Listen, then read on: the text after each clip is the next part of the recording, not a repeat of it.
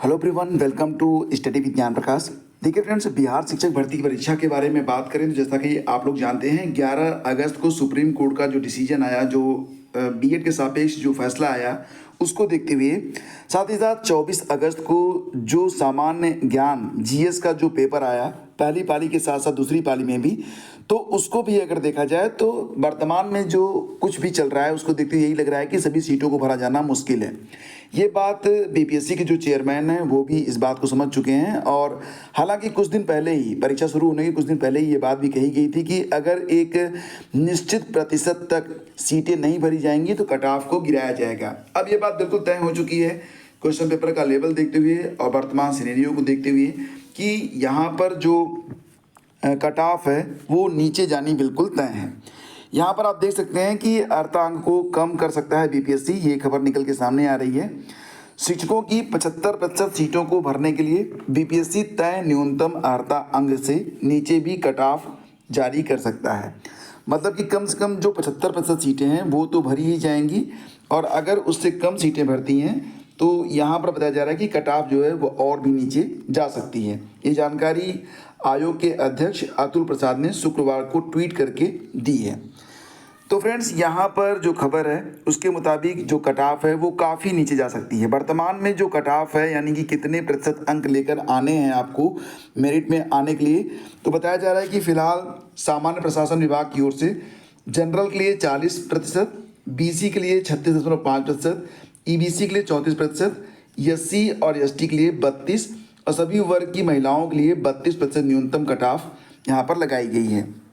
यानी कि एग्ज़ाम के बाद कम से कम इतने प्रतिशत अंक आपको लेकर आने हैं, लेकिन अगर 75% सीटें नहीं भरती हैं तो ये कट ऑफ और भी नीचे गिराई जाएगी।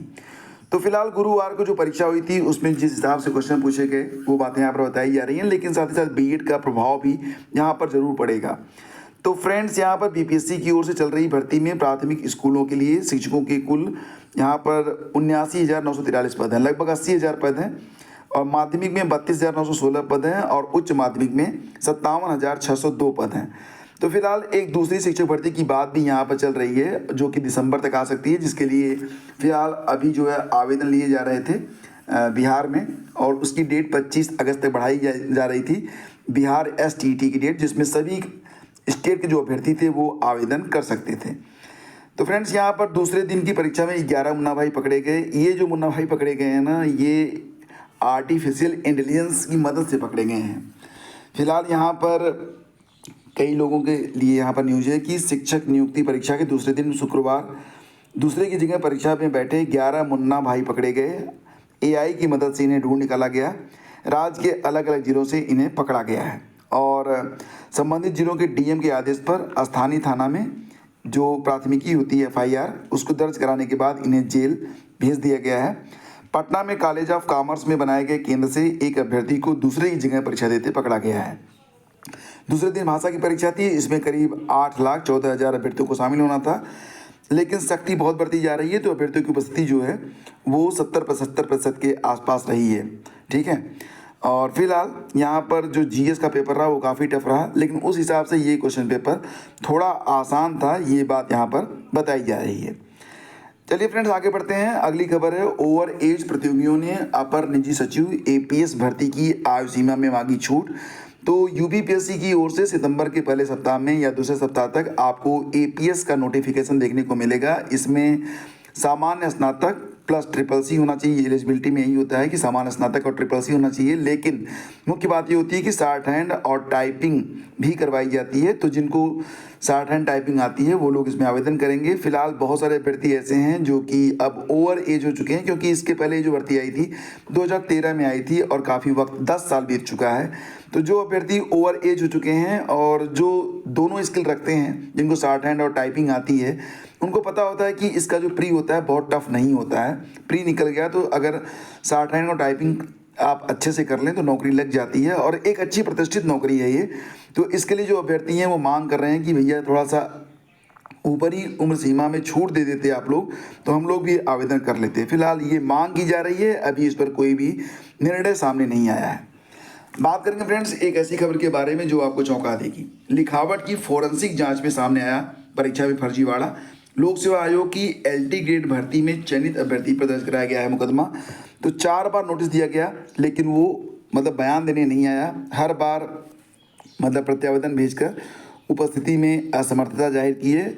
तो आयोग ने उसका चयन निरस्त कर दिया है और आगामी सभी प्रतियोगी परीक्षाओं से लिए 5 साल के लिए डिबार कर दिया है। जैसे कि हुआ ये था कि आपको पता ही है कि 29 जुलाई 2018 ये वो तारीख है जिस दिन LT ग्रेड की परीक्षा हुई थी।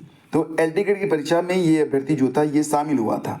इसका नाम विशाल पटेल है। और इसके बाद यहाँ पर जो खबर है कि लिखावट का नमूना और उत्तर पत्रक में की गई प्रविष्टियों की लिखावट के नमूने का मिलान लैब में कराया गया तो हकीकत सामने आई। मतलब हुआ ये कि जानकारी मिली कि इस अभ्यर्थी ने अपनी जगह किसी और को बैठाया था, तो इसको बुलाया गया, हस्ताक्षर और लिखावट के नमूने लिए गए, मैच कराया गया।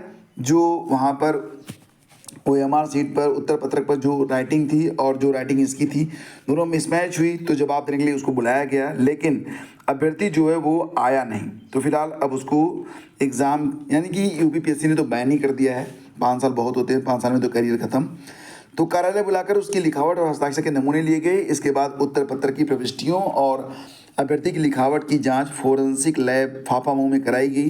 तो इससे ये बात क्लियर हो गई कि इसने अपनी जगह किसी और को बैठाया था और अब इस अभ्यर्थी को जो है प्रतिबंधित कर दिया गया है UPPSC यानी कि आयोग की सभी प्रतियोगी परीक्षाओं से। और सजगता से दी साइबर ठगों को मात, बचा ली लाखों रुपए की रकम। देखो फ्रेंड्स, आपको भी ऐसे फ़ोन आते होंगे। सबसे पहले तो आप ये समझिए कि अगर WhatsApp पर आपको कोई मैसेज मिलता है कि नीचे दिए गए लिंक पर क्लिक करें और कोई भी फ़ायदा आपको बताया जाता है तो प्लीज़ उस पर क्लिक ना करें, क्योंकि ये बहुत ख़तरनाक हो सकता है। दूसरी बात ये है कि कई बार मतलब जो साइबर अपराधी होते हैं वो आपसे बेवकूफ़ बनाकर आपको कॉल करके आपका पैसा ले लेते हैं। ऐसी स्थिति में अगर आप 1930 या फिर cybercrime.gov.in शिकायत मतलब ये 2 तरीके होते हैं, या तो आप 1930 पर कॉल करें या फिर इस पोर्टल पर जाएं cybercrime.gov.in पर।